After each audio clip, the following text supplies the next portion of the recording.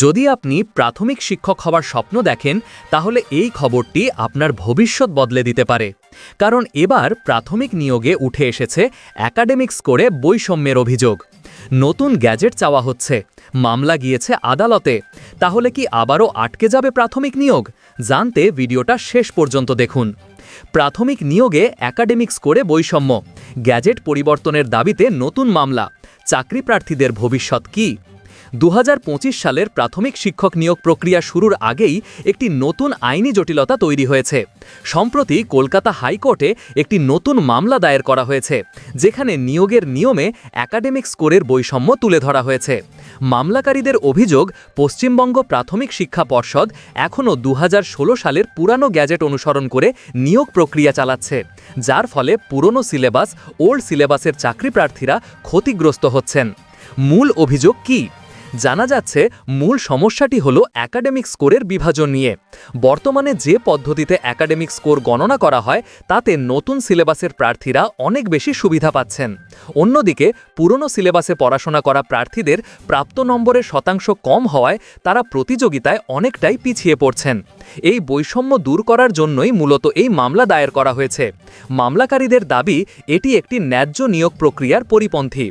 মামলাকারীদের প্রধান দাবিগুলি: এই আইনি লড়াইয়ের মাধ্যমে চাকরি প্রার্থীরা কয়েকটি সুনির্দিষ্ট দাবি পেশ করেছেন। তাদের প্রধান দাবিগুলি হল টেটের ওয়েটেজ বৃদ্ধি। অন্যান্য রাজ্যের মতো পশ্চিমবঙ্গেও শিক্ষক নিয়োগের ক্ষেত্রে টেট পরীক্ষার নম্বরের গুরুত্ব বা ওয়েটেজ বাড়াতে হবে। একাডেমিক স্কোরে নর্মালাইজেশন। একাডেমিক স্কোরে যে বৈষম্য রয়েছে তা দূর করার জন্য একটি নর্মালাইজেশন প্রক্রিয়া চালু করতে হবে। এর মাধ্যমে পুরনো ও নতুন উভয় সিলেবাসের প্রার্থীদের একই মাপকাঠিতে বিচার করা সম্ভব হবে। গ্যাজেট পরিবর্তন। নিয়োগের ভিত্তি যে 2016 সালের গ্যাজেট, সেটিকে পরিবর্তন করে একটি সময়োপযোগী এবং ন্যায্য নিয়মাবলী তৈরি করতে হবে।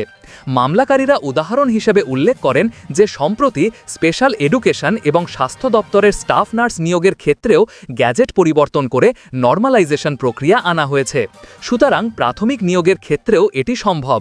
মামলার বর্তমান পরিস্থিতি: এটি একটি সম্পূর্ণ নতুন মামলা যা 2025 সালের নিয়োগের পরিপ্রেক্ষিতে দায়ের করা হয়েছে। যদিও এই বিষয়ে এর আগেও মামলা হয়েছিল এবং তার ভিত্তিতে মৈত্রী কমিটি গঠন করা হয়েছিল, কিন্তু সেই কমিটির কাজ বর্তমানে থমকে আছে বলে মনে করা হচ্ছে।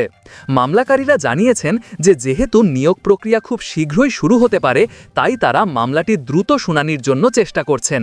তাদের মূল উদ্দেশ্য নিয়োগ প্রক্রিয়া বন্ধ করা নয়, বরং গ্যাজেট সংশোধন করে একটি স্বচ্ছ ও বৈষম্যহীন প্রক্রিয়ার মাধ্যমে নিয়োগ সম্পন্ন করা। তারা রাজ্যের সমস্ত ক্ষতিগ্রস্ত পুরনো সিলেবাসের প্রার্থীদের এই লড়াইয়ে সামিল হওয়ার জন্য আহ্বান জানিয়েছেন, যাতে সম্মিলিতভাবে এই বৈষম্য দূর করা সম্ভব হয়।